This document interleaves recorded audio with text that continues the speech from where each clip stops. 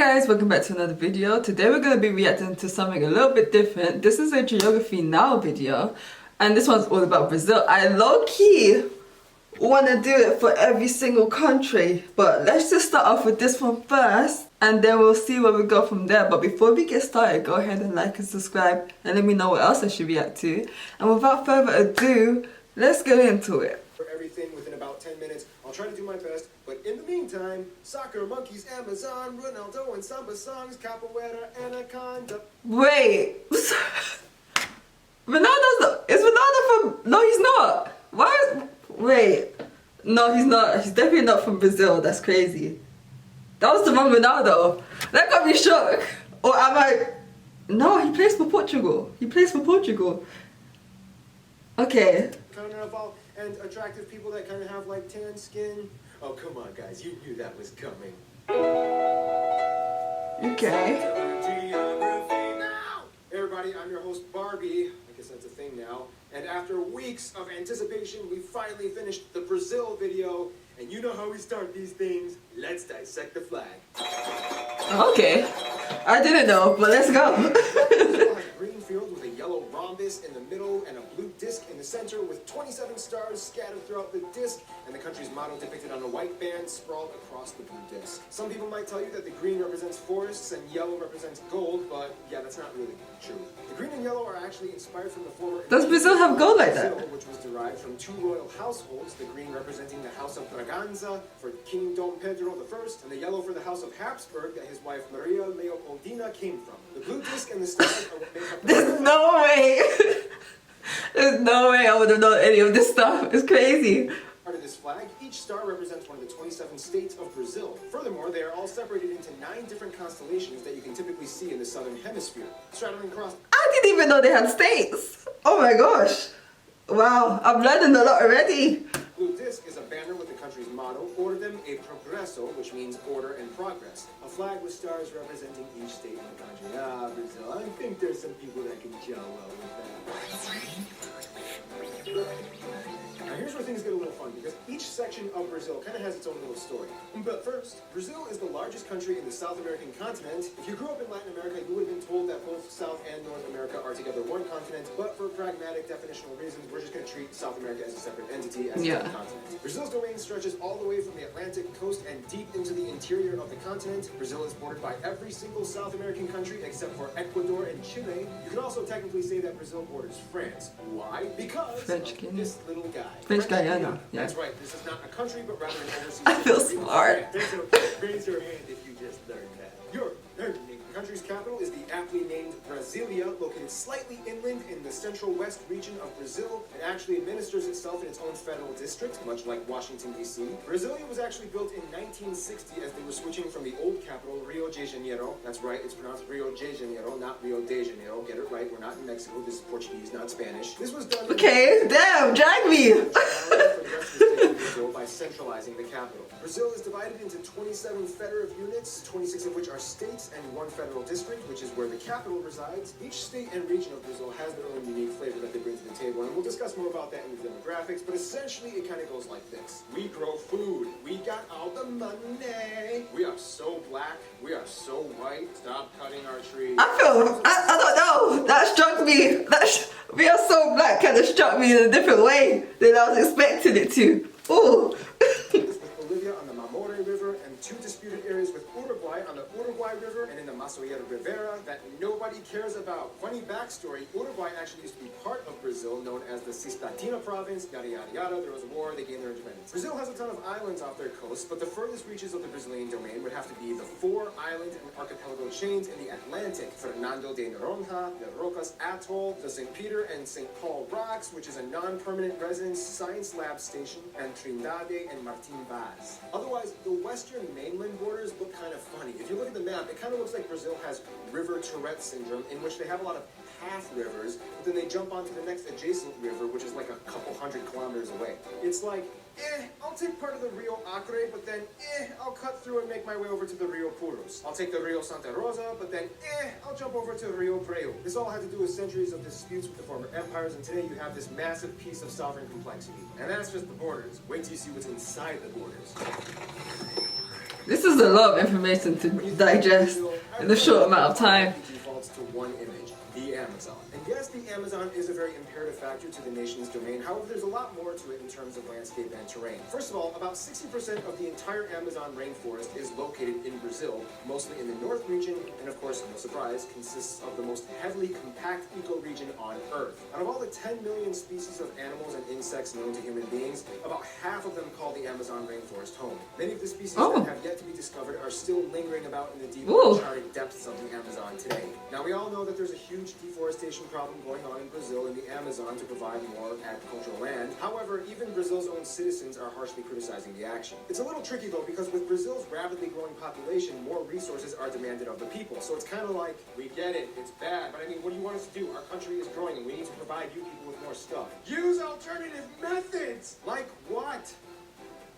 We're working on it! Otherwise, outside of the Amazon, the rest of the country has a vast array of contrasting scenery almost equally as fascinating. Along the coast, you have the Mata Atlantica. I think the problem is the music in the background is so fast paced. It's making me feel like I'm getting more information than I am, and it's making it harder for me to digest. Like I feel anxious.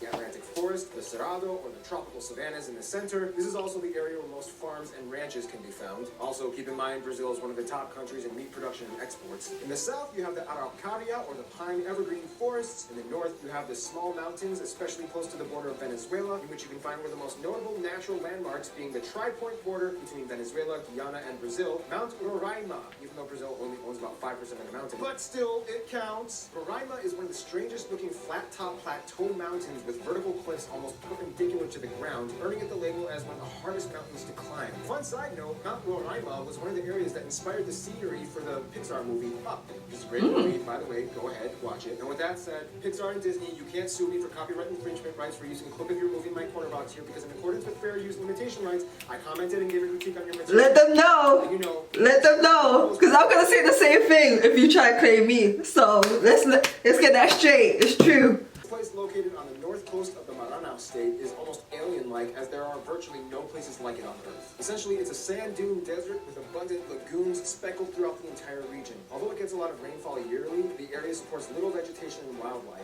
Nonetheless, the area draws in thousands of tourists yearly, as it contains the almost paradoxical juxtaposition of elements in its scenery. It's not every day that you see a flooded desert. All right, let's talk about the Brazilian people. Biscoito, bolacha, biscoito, bolacha. Yeah, we'll explain what that means in a little bit. But first, now of course Brazil is incredibly diverse, but before we get into that little pie graph thingamajiglet that we always do here in the demographics section, I feel like it's very crucial to mention one important thing about Brazil's people. Now, everybody knows that one of the most dramatically unique traits of Brazil would have to be its people. When asked, what do you think a Brazilian looks like? The stereotype is somebody with a perfectly bronzed, toned, with slight Germanic features. One reason why this stereotype has been perpetuated so extensively is because, in a strange way, it's kind of true. Over the course of a few hundred years since colonization, Brazil's population has actually virtually invented an entirely new race that never exactly existed before, and it makes up nearly half of the entire population. I'm talking about the Pardo people. Now, although the definition is vague and up for relative dispute, essentially this is the easiest way I can describe it. Pardo people are kind of like people that are either too white to be black or too black to be white, and there's probably a little bit of Amerindian in there. That being said, now let's jump into the pie graph. Brazil has about 202 million people, making it the 5th most populous country in the world, right behind Indonesia. About 47% identify as white, about 43% identify as Pardo, about 8% are black, 1.5 Asian, and a very small portion, about 0.5% of the population, are Amerindian. Speaking of Asians, at about 1.5 million strong, Brazil I did not know that. is the country with the largest Japanese population outside of Japan. About 70% of whom live in the city of Sao Paulo. Asians have actually historically been migrating to Brazil for centuries. In terms of socio-regional distinctions, Brazil has quite a buffet of ethnic enclaves. For one, you can typically find more black people in the north, and especially in the Bahia state, where they make up over half of the entire population. This is also the area where you can disputably find some of the best capoeira masters in the... You guys, literally, I have no clue why. But when I was in primary school, we had to do capoeira. I do not know why that happened. But I remember doing my little, I had to do this a bit, I had to do cartwheels, and bear in mind I was still fat, so that was hard to do. But wow, that's weird. Now, whenever I think about that, I'm like, what was that about? I don't know. Like a specialist came in to teach us that. And we were all in a circle doing it. Very strange.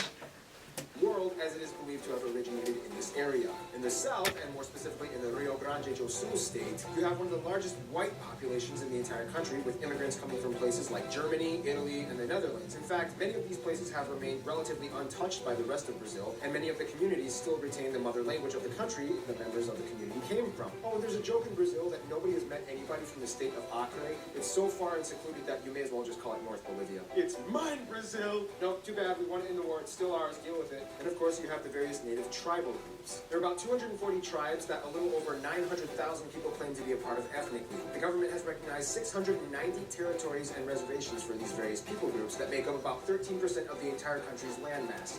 The world is so big, like, it makes me so, like, I'm tired just thinking about it. Uncontacted tribal groups that deliberately choose to remain disconnected from the rest of the world. The governmental agency speculates that there are still many unnamed, undiscovered tribes currently living in the vast, uncharted forests of the Amazon. Culture-wise, it really depends on where you are in Brazil, but everybody knows that Brazil kind of has a very vibrant way that they carry themselves out to the rest of the world. The center of culture, disputably, being Rio de Janeiro, and the economic capital being Sao Paulo. Most of the population lives within driving distance of the coasts, so there is, in a sense, a prevalent beach culture, especially for the people on the east side of the country. Not everybody in Brazil loves soccer. In fact, many places prefer basketball. Oh. Soccer has actually been a huge thing that's been exploding over the past few years. And no, not everybody has been to a carnival. Oh, and another thing, there's currently a war going on in Brazil. It's What? Very brutal. It's been going on for decades and getting quite intense right now. I'm talking Like,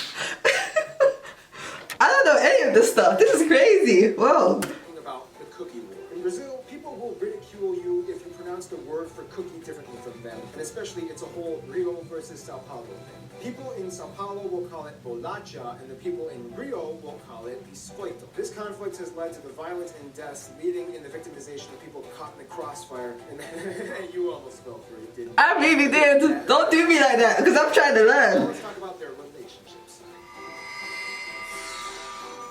Now, Brazil kind of gets along with everyone, but he's kind of like that friend that ventures off and does whatever he wants while you wait in the hallway until he comes back from doing whatever he's doing. First off, pretty much all of their neighbor nations get along with them, although Argentina has a huge competitive hatred for Brazil when it comes to soccer. But all that aside, they have good relations and trade policies. Then, just like mentioned before in the Angola video, they get along with other nations of the former Portuguese Empire, like Angola, Mozambique, São Tomé and Príncipe, Cabo Verde, and so on. They even get along with Portugal and have no bitterness towards the former colonization. Now, when it comes to the U.S., for centuries they've been good friends and have a deep history of trade and alliances. However, recently Brazil has been kind of diddle-daddling off, making friends with other people that kind of give the U.S. the old shifty eyes. Then we have Venezuela and Cuba. Brazil has sided with the Venezuelan government more in the past few decades and has built a $1.5 billion port in Cuba. Then we have Iran. Recently, Brazil has been testing the waters on attempting to build ties with them, although they haven't really improved much recently. Nonetheless, Brazil is quite the popular guy. Not many people dislike Brazil, except for maybe the Brazilians in Brazil that may complain about their own country's administrative affairs. But that's a lesson you'll have to learn by talking to an actual Brazilian person. That's everybody, though. Everybody hates their own country in some way. Plus, we're almost out of time. In conclusion, Brazil is so much more than just the Amazon and soccer, and we didn't even scratch the surface of Brazil in this video. And to find out more, I recommend just talk to a Brazilian. Just remember which side of the cookie you're on. Stay tuned. Brunei is coming up next. That's actually a good video, you know. I feel like I learned a lot, because I did not know any of that before. Well done, geography now. I'm gonna have to, I'm gonna have to do the UK, I'm gonna have to do Ghana, I'm gonna have to see what my people are saying. But yeah, that's it for this video. Let me know what country I should watch next, because that was actually quite informative. And I will see you guys in another video. Bye.